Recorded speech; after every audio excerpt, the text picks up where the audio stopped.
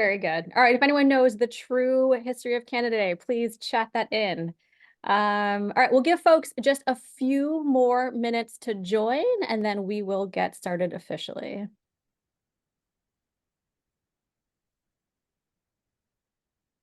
Cheers, cheers.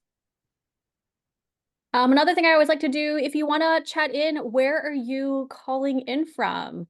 Are we going US? What state are you? Canada, another country? Let us know where you're Zooming from.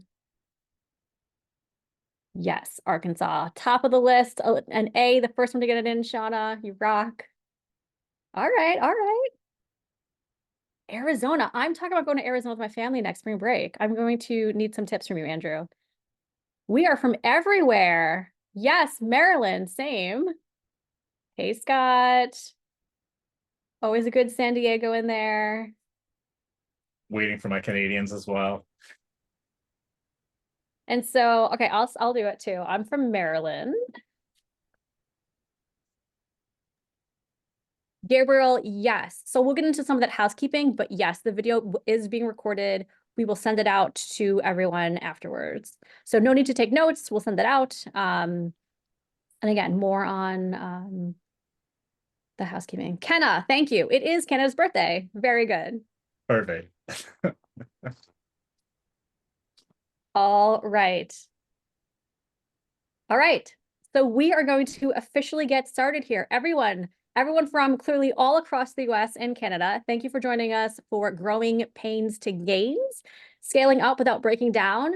We hope that you enjoyed this title as much as we did. We thought it was pretty clever. You know, from the Finale and the ShipStation side, we've just talked to a lot of sellers and we've seen them growing. And while the growth and the success is great, it often comes with a little bit of this growing pain, right? So it's kind of like you've earned it, but there is a way to get through it. And that is what we're here to talk to everyone about today. And so, yeah, a little bit more on the agenda. We're going to be talking about what are those operational problems? What are we seeing? How do you actually rectify them? So, you know, knowing is half the battle, but doing something about it really goes a long way. And ultimately, the goal is to have everyone operate profitably. Sorry about that. And another way to just kind of rephrase all this is that there are a lot of changing market conditions happening in the world of e-commerce. And the goal of today is to make sure that everyone leaves with at least 1 or 2, 3 tips to be resilient amongst those changes, which also means being nimble. So like profitability plays into that. I'm going to learn how to say profitably by the time this webinar ends, but being resilient means you're flexible, you're nimble, and that you can remain profitable through it. So your company can sustain itself as you're making changes, as you're adapting. That is the goal of today. All right, so you will see that I am joined here with a few more faces on the screen. So hello from the Finale team. We have the ShipStation team here as well. Katie, do you want to kick us off and introduce yourself? Sure.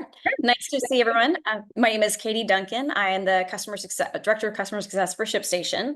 So my team and I, my team and I work with large subset of our customers to make sure that they're using the software efficiently, helping them to grow as well. Whether that's kind of working inside of ShipStation, doing carrier analysis, that kind of good stuff, fulfillment workflow analysis, and or recommending partners like Finale to help them grow. And so just a quick about me, I was actually a ShipStation user for 7 years before joining the team about 4 years ago. And so working with a e-commerce apparel company that was on Shark Tank and trying to figure out extremely painfully how to grow in the 7 years that I was there. And so very in-depth knowledge there, both painful and not. Yes. And Katie, I think another thing that you were also a Finale user, right? That is correct. I was also a Finale user. And I think we had this conversation a couple of weeks ago where, especially after Shark Tank, we just completely imploded. We had no idea what we were doing. And that was one of the very, very best things that we did following Shark Tank was to be able to, have Finale integrated with ShipStation. We were able to write our purchase orders. We were able to see exactly where all of our inventory was for once, and not have to worry about everybody kind of, coming into the wrong Google sheet and, kind of messing with things and what have you, which was a very painful lesson to learn. But yeah, the two of those together absolutely saved us. Perfect. And that's exactly why you're on this webinar today. Excellent. Nice to have you. Josh, hello, hello. Welcome. Hello, hello. Thanks, Pauline. So my name is Josh Williams. I'm also in the customer success organization at ShipStation. I work on our professional services team. So what we do on professional service is we handle kind of customers' most complex workflows. So maybe workflows that don't fit nice and neat into a ShipStation account, but we know the functionality is there. My team is kind of called in to do a kind of a Navy SEALs drill of sort of helping that customer get what they need, and then we kind of get in and get out. But in the meantime, we're looking obviously to help speak to ways that they can make their process more efficient, and maybe even some big changes in a process that they're used to, but that one will set them up more long term by making this change now. So yeah, that's what I do. Very cool. Thanks, Josh. Welcome, welcome. Glad to have you on. Thank and you. Here we go, Ryan, the best beard, the best hair in the game. Let us tell us more about yourself. Thanks, Pauline. Thanks, Pauline.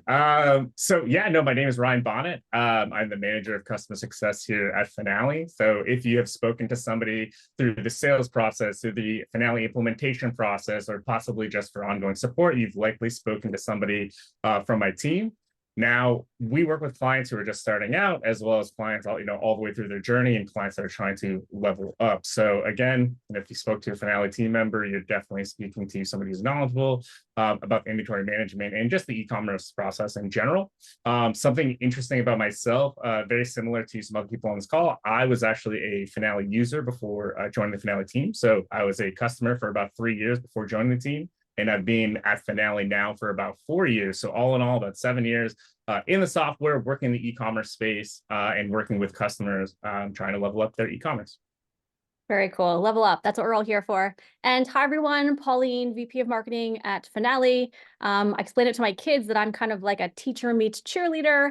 I get to talk to a lot of users, learn about what they're going through, kind of, with Ryan and the team, help them with their business. And then I get to scream from the rooftops how Finale really is helping users to, like I said, grow, remain profitable, be resilient. So that is it for us. So in terms of housekeeping, other notes, yes, this webinar is being recorded. So please feel free to just kind of take it all in. You don't have to take a ton of notes. Feel free to ask questions at any time. There is both a Q&A and a chat. Maybe the Q&A is a little bit of a better place, but however you feel comfortable, shoot them in. We can answer them as we talk. So the format of this presentation is really conversational. So if you have a question in the moment, we might be able to answer it in the moment. If you miss out, there is a dedicated Q&A section in the end. So don't feel like you've, forever lost your question to the end of the world. And even afterwards, if we find that there are some that we didn't answer, we can always pick them up in like the email that gets sent out as well. So, all right, without further ado, let's move on. So, we've talked about these changing marketplace conditions. 2024 e-commerce is a totally different place than, honestly, 2021, 2022, even like post-COVID, and obviously pre-COVID. So ShipStation team, can you help walk us through what is happening these days? Yeah, I would be glad to. They are a changing, right? So if we look back kind of, we like to think of things as like, BC before COVID, and then where we are now. But I want to go even further back, right? So if we look at kind of this diagram here, and we look at this, what we call a single channel customer, this would be, kind of early 90s, the good old days, as I like to call them. This would be, the customer that has one store. Everything is kind of right there in front of them. This could be your brick and mortar, maybe early days, very, very early e-commerce. But this is your one channel. I have one, thing to worry about. I can kind of have eyes on everything. That's kind of this customer, right? Fast forward into kind of this next step with the multi-channel customer. These are what we call multi-channel, not only just selling channels, but also if we look at how they're shipping, right? Multi-carriers, multi-selling platforms, multi, right? The ability to be able to sell in multiple arenas and on different selling channels, but also have the full suite of shipping carriers available to them because that's what their customers are needing. That is some of what gets kind of carried into kind of this next omni-channel customer. And I think this is kind of the profile customer that we say, you know, we could put a date on it for 2007, but it really is, you know, a bit loose in there. But this is the customer that, to be successful, they will have to be kind of this omni-channel or this unified commerce model. So what does this look like? This is multiple shipping carriers, multiple marketplaces. This is a customer that needs tools, many tools in order to accomplish the different things in order to help them be successful, but also to see, am I successful? Where are the areas that I might need to level up, right? So this is not only kind of they're looking for solutions not only for growth now, but also sustainability into the future. And so for the small to kind of medium business customer, the SMBs, as we kind of refer to them, going from that getting that first dollar is a huge deal, right? Getting that first sell is a huge deal. Getting that second sale may even be a bigger deal. Getting that first store up and running is a big deal. Getting that second store, that's even harder than maybe getting the first store, up and running.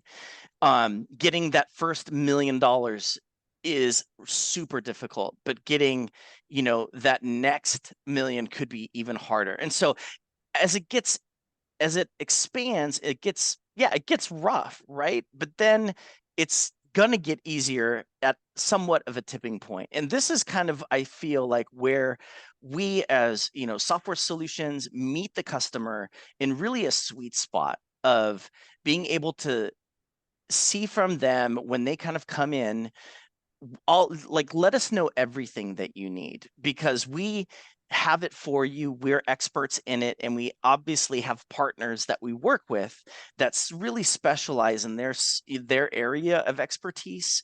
And we can go ahead and kind of link arms with them as well as you, the customer, and be able to kind of meet you where you're at with all of the different needs that you need in terms of now being what we call this omni-channel merchant in this, kind of commerce space. Yeah. Gosh, I think that's an interesting point you make. That last one about going, getting your first million is tough, but getting your second is a lot harder. Yeah. And I think two sides of the coin, because I think on one hand, people are like, oh, well, there's economies of scale, right? To your point, I have one store. I'm going to open a second. I know how this works, which is true. But at the same time, you're adding layers of complexity.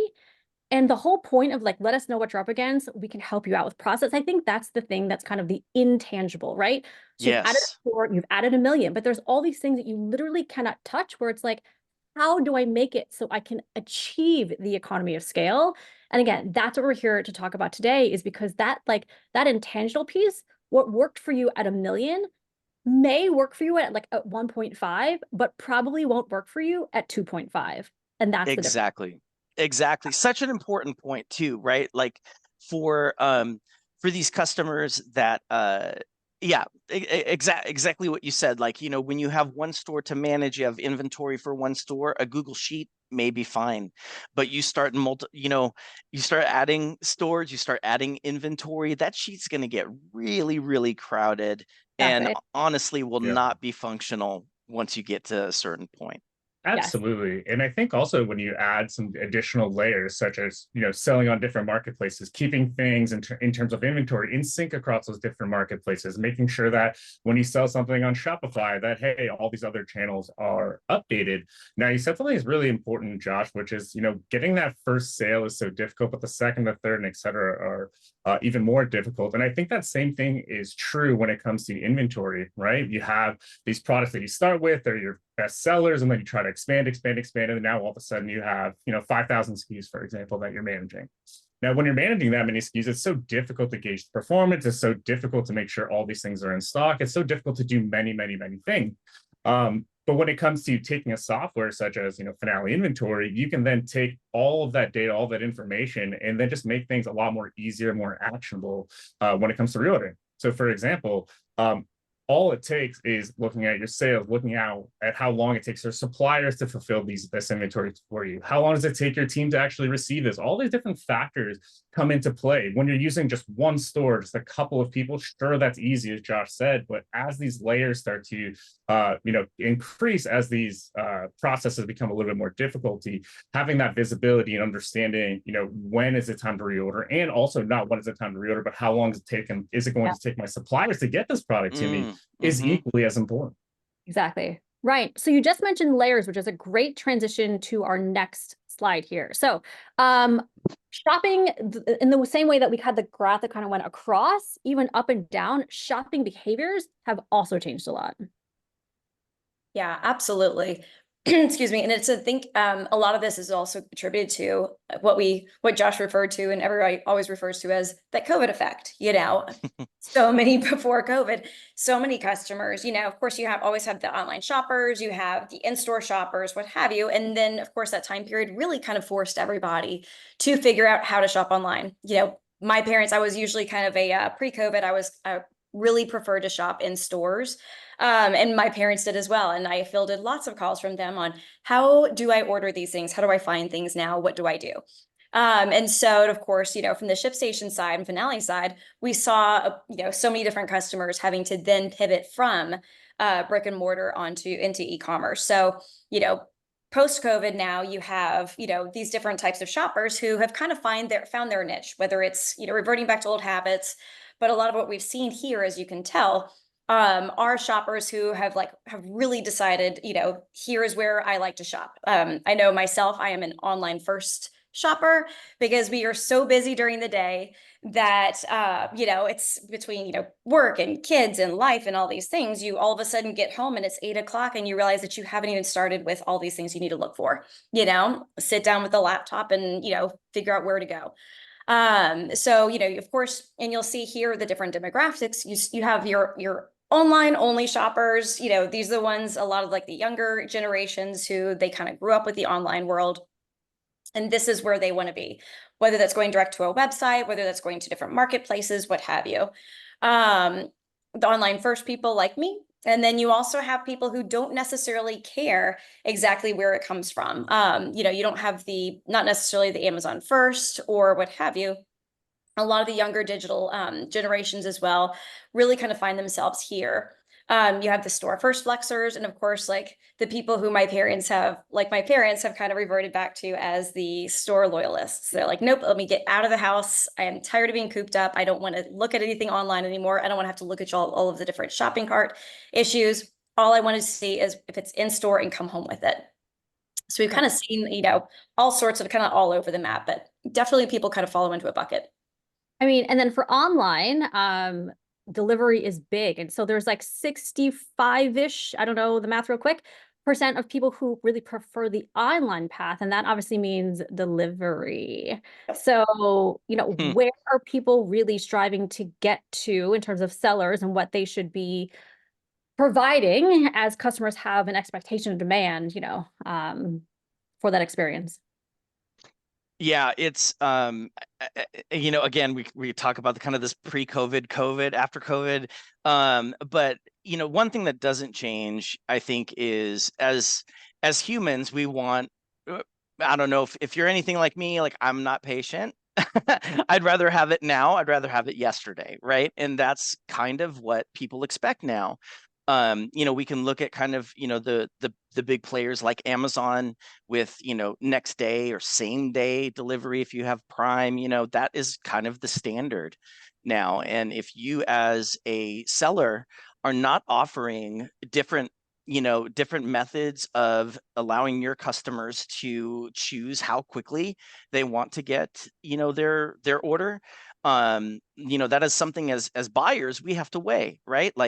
I want it now, but am I willing to pay that that price in order to get it expedited, or would I rather kind of take pay a little bit less and still get it in a reasonable amount of time?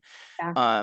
You But I can like what you said see, there. yeah, I like you as a store owner can give them the option I to think say, that's yeah, I think that's really fair. that's the most important piece. I feel like, as a culture, I think we like choices, right? And so, obviously, if you as a a business owner have done some of the math and you can offer free shipping, with given parameters, that's obviously very attractive to buyers. But at the end of the day, I think, customers want the ability to have choices. And one thing as you look on this, this graphic is, across the years that we have there, is speed of delivery is consistent, across whether that was 2022 or today. That is a huge important piece and always will be. Another kind of offset on this graph is, look at the first graphic of, the cost. When you're transitioning to maybe buying more online, you're more apt to look at, what is it going to cost me to get it shipped? What is it going to cost me as the business owner to ship the product, right? Yeah. And in order to be able to make ends meet and be competitive in terms of pricing and cost, you have to have kind of that multi-carrier solution. And that one carrier in and of itself, even though it may be, you're a loyalist to it, is great, but it just does not cut it anymore in today's landscape. Yep. And I think that's a good point about multi-carrier. We, as I kind of mentioned before, profitability, I got it, guys. Profitability. Well said, Pauline. Well said. Is kind of what we're all working towards here. So we're going to talk about finances. And I just took a note that we can even speak to, how can you get the data to know what threshold can you provide free shipping? Obviously, it can't be on like your $3.95 product, but if, you can get to a certain either cost value, margin of product, something. So we can get into that later. All right. So that was a really great background, ShipStation team. Thank you so much. And let's get into the first part of the webinar title, the pains. Okay, we're going to get to the gains, but we got to start with the pains. So sellers out there, let me know, have you ever walked out into your warehouse and you're about to fulfill an order and you're thinking, wait a second, where is it? Where did it go? Why are my shelves empty? It was there a week ago. What am I going to do? I have an order for this and now it's nowhere to be found. Alternatively, have you ever walked into your warehouse and you're kind of like, I can't find anything. You just got a new shipment in, the new guys just literally dumped it. You don't know what you have. You don't know where it is. You don't know where it can be found. It is a literal mess. Are you looking at a ton of orders and you're trying to figure out why they're not being fulfilled, right? Is someone literally sleeping on the job? Is someone taking a really long lunch break? But all you know, you don't know, but all you do know is that your orders aren't going out and now you're behind on those delivery commitments like we just talked about, right? So not good. Ultimately, what's happening, my guess, and that we've heard from sellers, is that someone in the organization is stressed. Someone, everyone, your owner, your finance person, your warehouse manager, your listings person is like freaking out because the reviews are coming in bad, because the deliveries didn't go in on time. But like, everyone is stressing, everyone has a headache. These are really the pains. And so we don't have Tylenol to subscribe to you guys today, but we hopefully have some other solutions to get you through. And, when we look at this in a more kind of articulate manner, these are kind of the paths we see them falling into, or like the buckets, whether it's about automations and you're trying to, like we said, talk about out of stocks, the pick and packs, returns become an issue, right? And to change this, you need to adopt new workflows, but doing so is certainly easier said than done. We get it. How do we get there? Granular tracking. What's working, what's not for your products, what's selling, what's not. Like, is sales velocity even like a concept in your organization? What is available inventory to sell? What's committed? Are you reordering? How much? Like Ryan said, when is it getting here? What's your supplier relationship? And then again, like to be resilient, you need that customer retention. You need to have loyal customers. You need to have good reviews. How is all that going? Look at that. The financial insights is in the green at the end. We want you guys to be green. We want your arrows to go up and to the right. And so what does your cash on hand look like? Insurance plays a role in this. I hate to say it. And then it really all comes down to COGS and profitability. So these are just some of the elements we're going to talk about today. All right, panel crew, are you ready to do that? Are you ready to chat with me? Let's do it. Let's do it. Go. Okay. All right. First thing up here is automating operations. And so, yeah, clearly we are seeing that 60% are starting their customer journey online, and that leads to this experience of managing the brand. I was going to say, when you showed that kind of graph across, is that before I kind of felt like your ad dollars created your brand, as if the more money you had, the more chance you had to get in front of customers. But now I think that the experience and the brand is really starting to hold true. And I think the way to get there is by this middle bucket, providing them what they want. And so real quick for everyone listening, the stats that you see here are a combination of either use cases that we've seen at our own organizations or like industry stats. So it's kind of a combination. This 82% reduction in out of stocks actually came from one of Finale's customers, and speaking to how Finale was able to get them ahead, be proactive in their reordering journey to be able to staff accordingly. So that is that component there. And so guys, anything on the slide, anything else you want to talk about here? Yeah, I think I'd just throw one extra piece in the ring there. So yeah, reduction of out of stocks is huge, especially when it comes to e-commerce. Not only just keeping things in stock so that we can sell, but also when it comes to a customer service standpoint. How often have you people on the call, sold something, then had to make that dreaded phone call or that dreaded email to say, hey, we actually don't have this available for you. So just having things in stock, not only is it great from a profitability standpoint, but also from a customer retention, from a customer service standpoint. As well. So when it comes to things like Pauline mentioned, like sales velocity, understanding, how fast you're selling, how fast your suppliers can get this product to you is so important. But understanding when it's time to reorder and automating that, the theme of this webinar here, automating that is super important as well. So having notifications when things do get out of stock or when you are running low are so important, because at the end of the day, you need to know when to action this reorder or when to action this supplier to get some more product. So very important when it comes to reducing out of stocks. It's not just the actual product portion of it, but it's also your customer service part of it as well. Wait, Ryan, so that's interesting because Josh brought up earlier, and we see all the time, that users are starting with Google Sheets. Totally awesome. You're like mastering those formulas, A+. But when it comes to actually going the automated route, what do you think is the biggest difference? What does that mean for someone to say, okay, I was using a Google Sheet and now I want to use some platform to automate? Like, what does that mean for them in reality? What are they no longer doing? Yeah. You know what the biggest thing I'd say, Pauline, to answer that question is time. They're saving time. You're not messing around with a spreadsheet. You're not playing with the formulas. You're not actually going to the spreadsheet determining what am I supposed to reorder when. Let me set that time for myself on Wednesday to do it every Wednesday. So I think the biggest answer to that question is time. You're saving tons of time. You're letting the software do this for you within the parameters that we have. Again, we're looking at how fast you're selling. We're looking at how long it takes your supplier to get things to you, how fast your team can receive, as well as some other parameters as well. So if you're taking that part off your plate and you're not actually having to spend the time there, it's actually a huge win for you because you're not actually spending so much time per week trying to make sure things are in stock.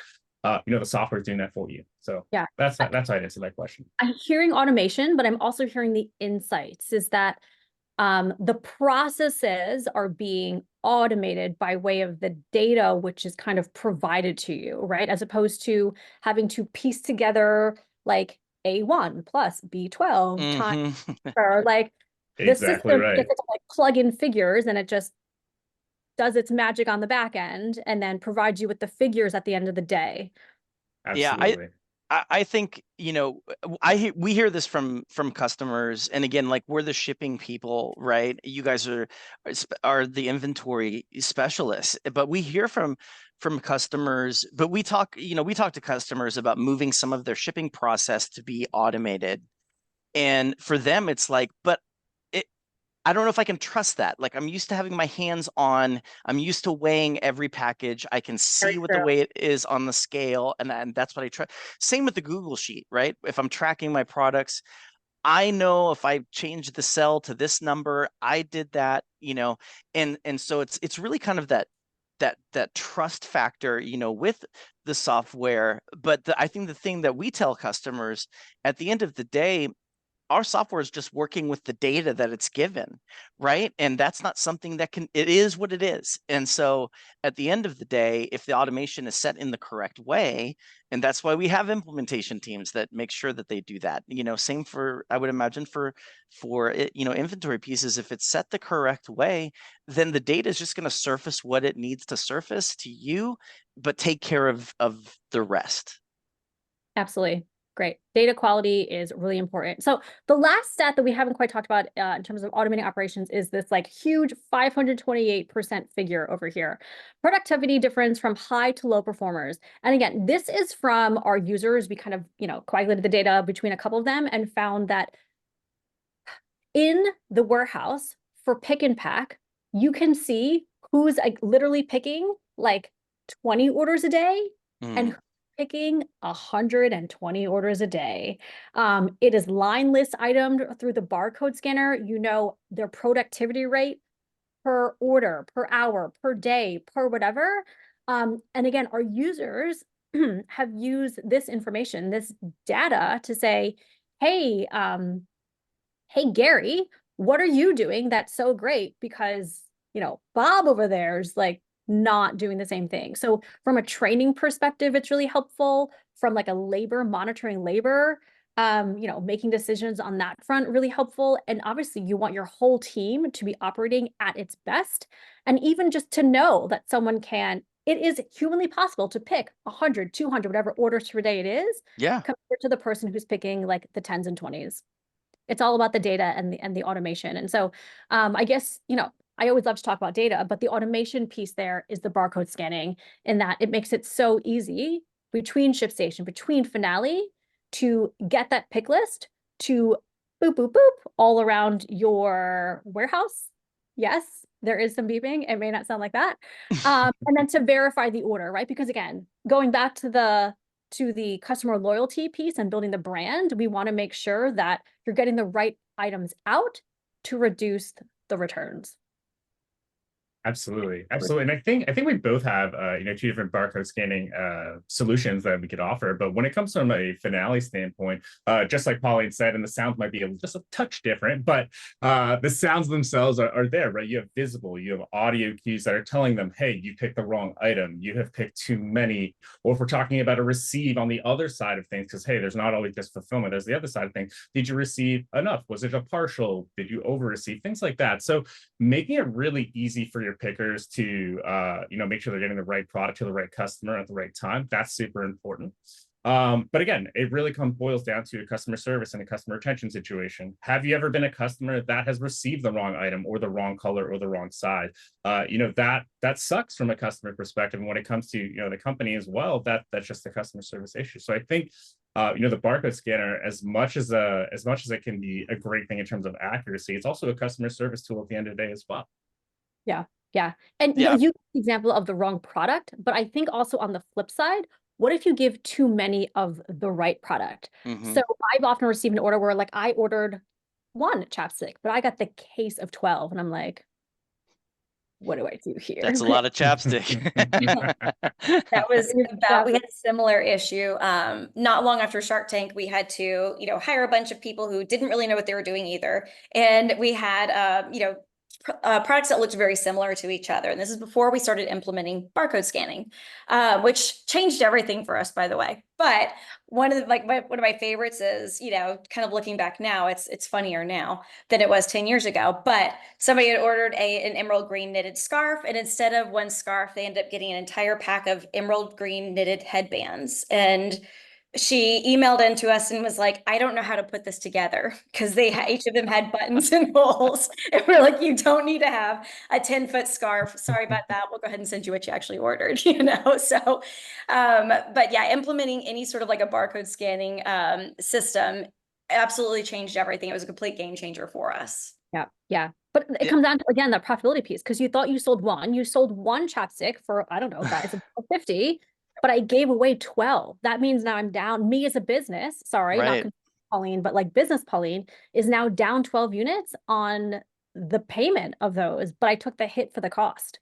Yeah, and I think one more important thing to add about this is that at a very fundamental level, not everyone knows all of your products. Let's just imagine you're a seller who has 500, 1,000, 5,000 products. It's very difficult for your team to understand each and every product and all the nuances like size, color, etc. So having something that can verify that you have the correct item in your hand is so important, especially as your SKU list grows and possibly as your space grows, because not only are we scanning the right product, or as Pauline mentioned, the right quantity, we're also walking you through the warehouse in the most efficient way, the most efficient manner possible through our system directed picking. So that's also important. It's not just having the right product with the right quantity, but are you getting through the warehouse in the most efficient manner for speed?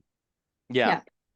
Yeah, and just one quick thing to add on that. I know that we're talking specifically about barcode scanners, but honestly, a lot of people think that's really hard to set up. That is very costly, and it's really not. It's not hard to set up.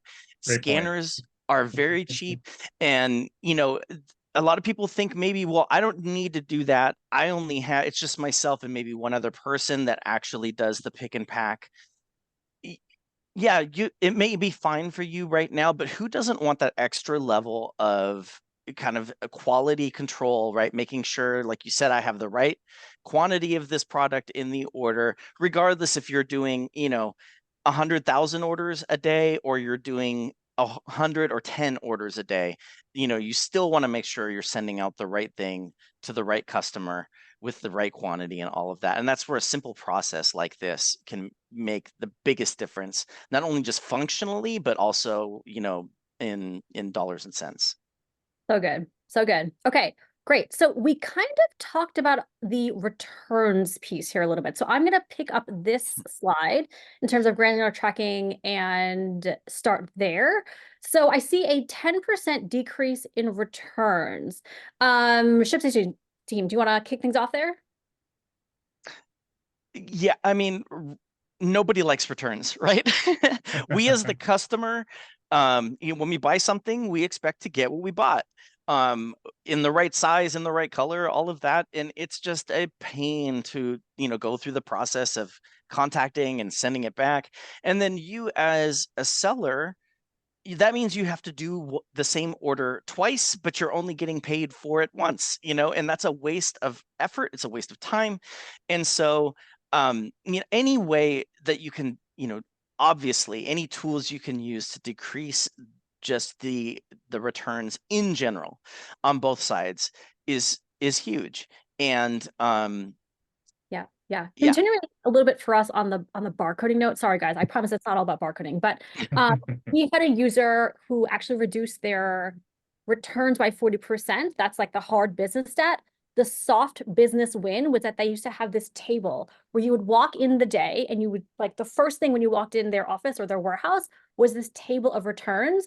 And he's like, yeah, so with Finale, we can reduce the returns by 40%, which is great. He's like, but you didn't walk in first thing in the day and see this just like annoying pile of stuff of returns. And he's like, for us, that was the big win. Like, we didn't have to deal with the table, right? Sure. And again, it came back to the accuracy of the order picking.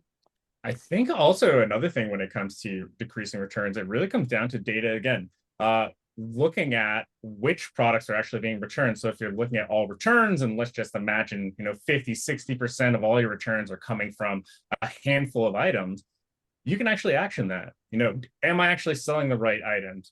Is there a reason that these are getting returned? You can start to ask yourself questions once you actually understand the data. And again, a lot of times, and I won't throw a number at it, but a lot of times it's not just every random piece is getting returned from our customers. A lot of times it actually is 2 or 3 or 4 products that are the the usual suspects that are coming back in the door. So looking at those and understanding why this return is happening is almost as important as what Pauline said, decreasing returns from the front end with getting the right product in the box. So that as well. Yep, exactly. Great. Let's kind of go clockwise, starting that way. So we have reduction in restocking costs, 75% reduction in restocking costs. We like to always talk about the sale, but we also know that there is an inbound, there is a restock after return, etc. I think, when we talk to sellers, there's kind of like the workflows, right? You talk about like the efficiency and you want to be that well-oiled machine. You guys probably all remember the commercials where they have like person swipes a credit card, ding, ding, ding, and it just like, it goes, and the one person has to stop to like pull out their checkbook. I kind of feel like this is what that is. Like restocking costs just like stop the flow of pushing orders out. And again, it's just like annoying thing. We're like, all right, guys, just like, hold on, we have to do a day. We have to like handle this. And so you want to always be selling, right? Always be selling, always getting those products out the door. So the faster you can get through restocks, the faster you can just like intake those shipments, the faster you can get like through the like setup process to get to selling again, the better. So I know this talks about restocking costs, but I also know that it's a reduction in time as well, which goes a long way. Yeah. I think of returns both on the customer end and you as the business owner, it's kind of like a big record scratch, like in the middle of your day, right? Like you've got to stop, you've got to either put that product back in your inventory, with a tool like Finale that makes it so easy to do that, even though it is a little bit of a bump. Like it's not going to take this huge process in the middle of the day in order to get that back into the numbers that it's supposed to be in. But I think just in regards to kind of like the I know the restocking, but in terms of kind of the more cash on hand, I'm still on that. Just real quick, like the less returns you have to process as a business owner, you're going to retain customers better that way, right? If customers just pay for what they want and they get what they want, that is going to be your loyal customer, and that means just repeated business from them, more cash on hand. Yeah. And so those two sets are actually from a Finale user. And so they were able to, again, replenish using like a just-in-time method, which reduced their restocking costs. And then as a result of ordering less and ordering like at the right time, the right amount, everything, they were able to have more cash on hand, because prior to Finale, they were just like, I'm going to need it. I don't know when, I don't know how, but I'm just going to order it just to be safe. And so like, yeah, that's good. But then they had so much of their cash just tied up, sitting on shelves. And like, Yeah. but like, did it take a long time? And did they have to issue huge checks out? Like that kind Absolutely. And so that is actually a real use case scenario from one of our sellers. And I mean, just in time, there are pros and cons, right, guys? So just in time means that you are getting just enough of what you need, just up to the minute that you may need it, which many sellers do. But the big asterisk there is that it only works if you have a flexible, nimble, smart system to support it. I don't know personally, but I would guess that having just in time with spreadsheets is going to be really tough. Extremely difficult. Extremely. I was actually working with a client who sells bicycle parts and accessories recently, and this is the strategy that they actually implemented. The biggest thing that they noticed was, number one, like you said, cash on hand was an issue, but also space was a massive issue. Their entire warehouse was just caught up with stuff that they didn't need. And if you know anything about bicycle parts and accessories, there's millions of them, different brands, different sizes, different everything. So implementing something like just in time for that type of workflow is so perfect for them, because they only brought things in when it was sold, or only brought things in when they had a promotion running or something like that. So inevitably they were able to reduce their stocking fees, open up space in their warehouse, and then ultimately have more cash on hand. So yeah, because the just in case feels like I hope this sells, you know what I mean? As opposed to just in time is actually you're spending money on the things that are selling. So you're putting the capital in for things that will give you a return. And so kind of the ROI is there, and the ROI just is questionable if you're just saying like, yeah, let me order like 100 across the board without really knowing how it's performing. Cool. All right, so here we are, fewer FBA shipments. Guys, we're cruising through this really well. Yep, please keep asking your questions in the Q&A. That is awesome, folks.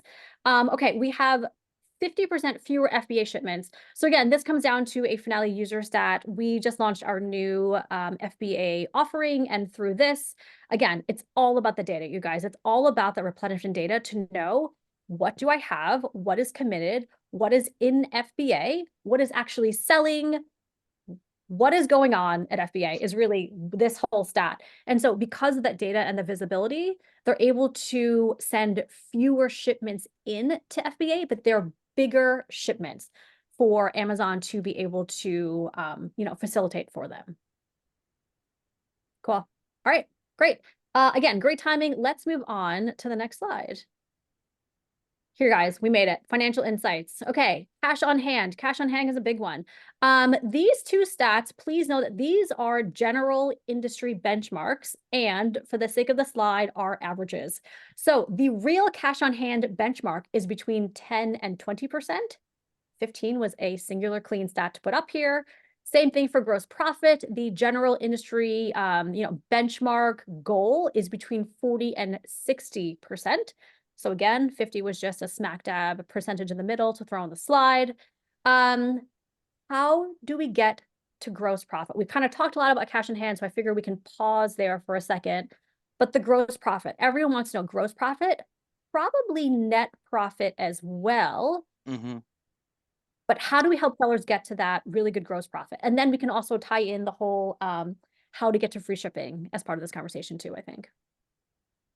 Yeah, I'll just speak kind of high level right now, right? I mean, it starts with having insight into what really is going on. If you feel like, you can kind of look up from the workbench and see what you have, that is not the level of visibility that you need in order to grow.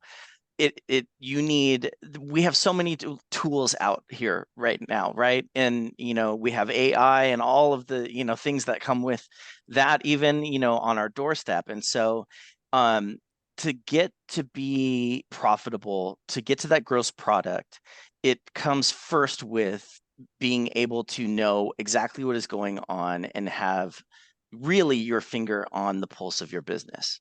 Yeah. What is the old like know thyself, right? But like in e-commerce, you have to know a lot about yourself. Yeah.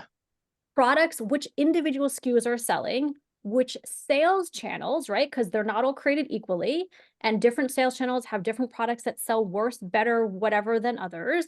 And so I think when I look at the gross profit piece, it's how do I know what's actually working? Another example is advertising. So I had worked for a company once where, we had different publications that we sold through. And one Christmas, we were like, wow, this one channel is like killing it. We were so excited during the holidays. And then we came back to January and looked at the books and we're like, oh, looks like the promotion that we gave them was a little too steep. And we actually lost money on those sales, right? But like without knowing, what are your COGS? What is your margin? What do you have to play with? You can't be profitable if you don't know this number. And it was just like such a, like words I can't say in this webinar, they're not clean, but like that moment we were killing ourselves. And so COGS, Ryan, can you talk to us about COGS? Absolutely. I was actually just going to jump in on that. But yes, COGS are so important to understand. It's the only way that you can actually understand whether you're going to be profitable and do I have a high enough margin, et cetera. And what we do with Finale is an average cost method. Now it's very, very simple. You can set a baseline for that. You can also just have Finale calculate that for you as your purchase orders, as you create purchase orders throughout the year. But as sellers and e-commerce professionals, we know that more often than not, the additional fees that we pay to bring these products in are a lot of times taking up a lot of the margin that we have. So understanding just the unit cost is not enough anymore. We need to know, what is the shipping fee? What is the processing fee? Do we pay any setup for something for our products to get manufactured? All of these different little charges are what actually wrap up into your true average costs. And at Finale, we'll take that off your plate. Similar to that sales velocity calculation, we're going to be calculating all that in the background. So all you really need to do is run a report, look at a product itself, and you're going to understand the true cost of that product. How much value do I have in stock? And then ultimately, what should I sell this product for, which is probably the more important part. Yeah. What can we sell? We always want to be selling. Exactly. So I know that there was the question brought up earlier about free shipping, and I wanted to bring it up here because kind of to the similar scenario that I just gave with the promotion, it's a cost, right? Shipping is a cost. And so I would say baseline, you have to know what your margin is. You have to know your COGS. What did it cost you? What are you selling it for? Getting to like net profit, what is your operating expenses on top of that? And then what's your margin, right? So that's just like the easiest thing. Make sure that your costs don't exceed your price, or, vice versa. The second thing I would have to say is there are always selling strategies, right? If you know that your average order item, just for example, is $22 and you want to incentivize people to get to $25, right? Say, great, free shipping over $25. And you kind of know that you have that margin built in, especially as the cart increases, right? It's expansion of wallet. It is also increasing your cart size. So then also the shipping cost is able to take advantage of the whole economies of scale. Like that's where we want economies of scale for sellers to have the savings of economies of scale, right? So we have kind of know your basics. We have kind of incentivize, have that margin. You can even offer free shipping if you want on some new products, just as an idea, right? So if you're able to, for like a limited time, roll out as like a loss leader, hey, we just launched this thing for a limited time, get this shipped for free when you order some other products, whatever it is. But, consumers really love a deal and you want to get really good products in front of them. So shipping can be an across the board offering. It can also just be like a little promo. It's yours to decide. Yeah. And how often have you abandoned a cart just because shipping? You had to pay for shipping. Yeah.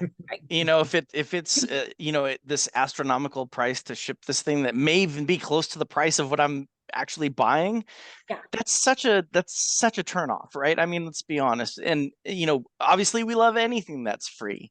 But I think it comes back to it's a business decision you're going to have to make, but you want to make a business decision by having all of the data that really steers you in the direction of what is going to be the best decision.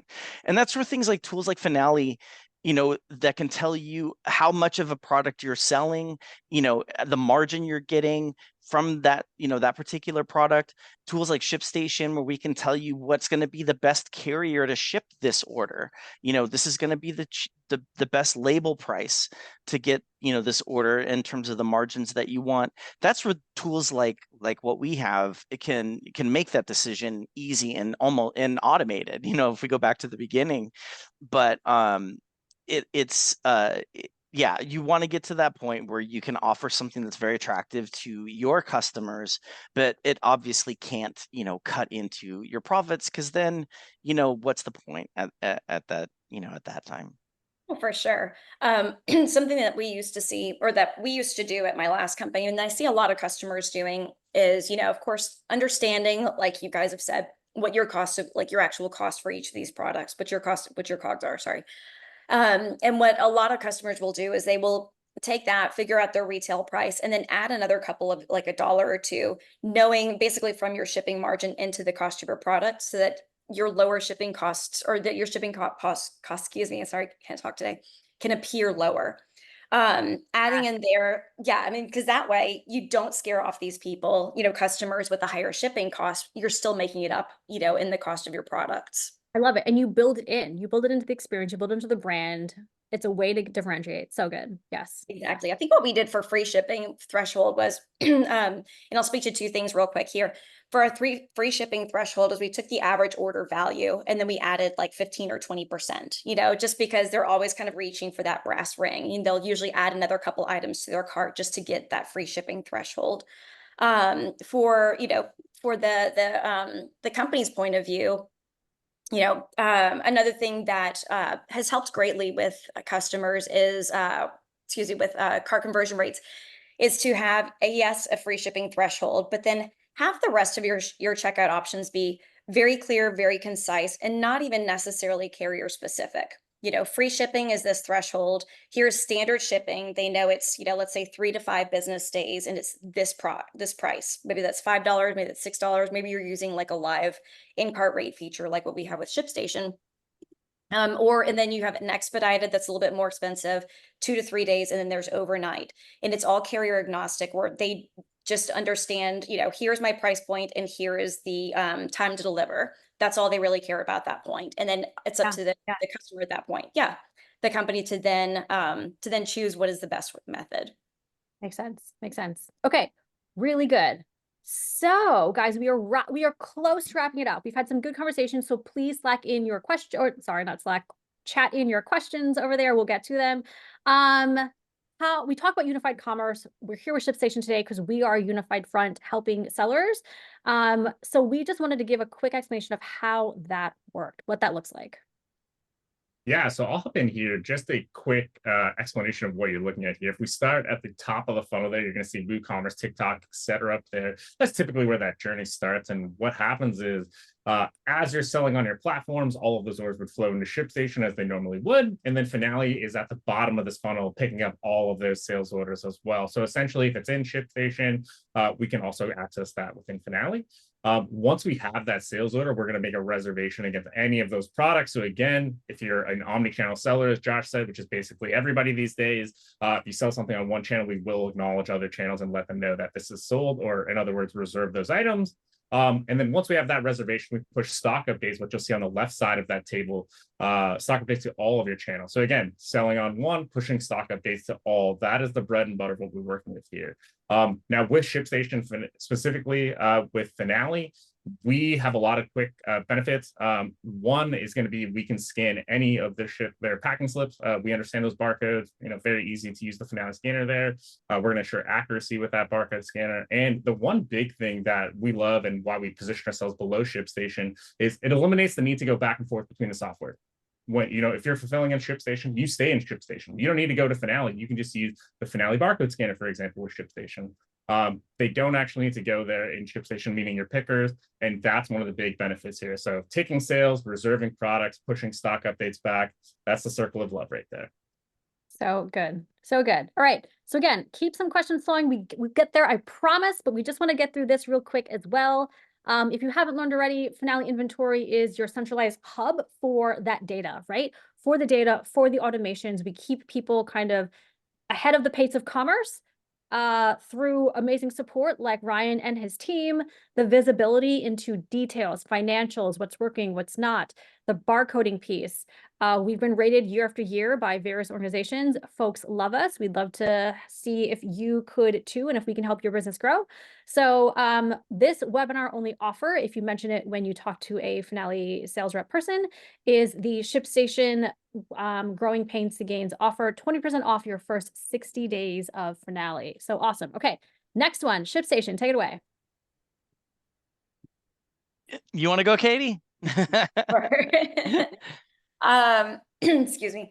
Yeah. So, sorry, I can't talk today. I got you. I got you.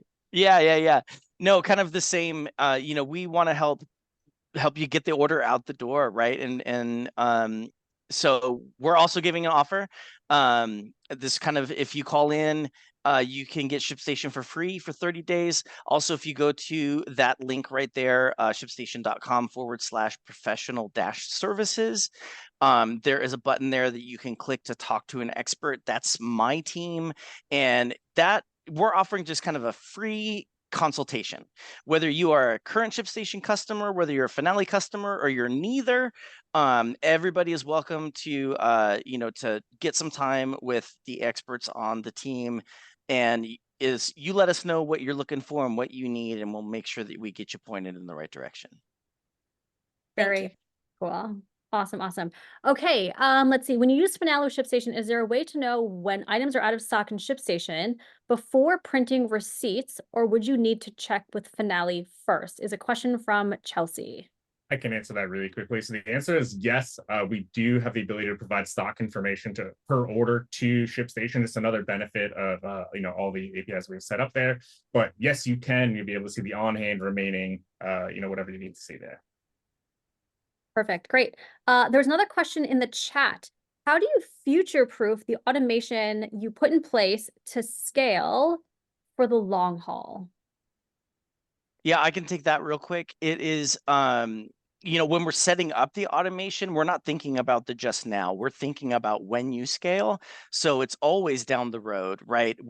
That may work, that automation may work with what you're doing today, but is it going to work, a year from now, 2 years from now?